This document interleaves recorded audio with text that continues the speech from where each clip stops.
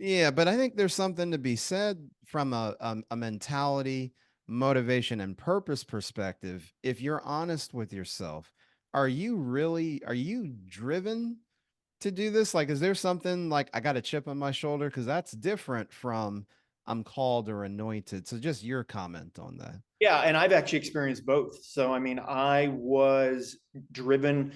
I got saved later in life. So I got saved at 23, Mhm. first in my family to get saved. And I remember having the hot dog stands and the cookie stands when I was little. I've always had an entrepreneurial bend, but I was driven by success, by title, by money. That's what I was driven by. Mm. And when I encountered God, God changed my life completely and asked for me to give up all of those things and give them back to him.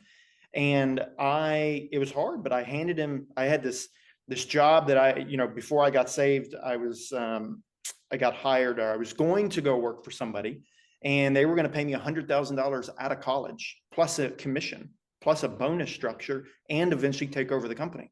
Right. Wow. And so I was on cloud nine, like that's what I was going to do. And then I met God and I encountered God, and God asked me to hand that over to him. And when Mm. I did, he exposed all of what you're talking about, all the things that I was driving for, the money, the success, the title. And he handed it back to me, but it was redeemed. And Mm. I actually got to keep my entrepreneurial anointing, my love for business, what he gave me, the passions that he gave me. But now it turned from driven to a calling. Like my eyes were open. It wasn't, my driver wasn't money and success and title. It was, he's called me into this incredible opportunity to minister, Yeah. right? So there, I 100% agree. I mean, you were either driven, and driven can be perverted, or you are called. And that is where I think God has redeemed a lot of those giftings and anointings that he had already put in my heart from the womb.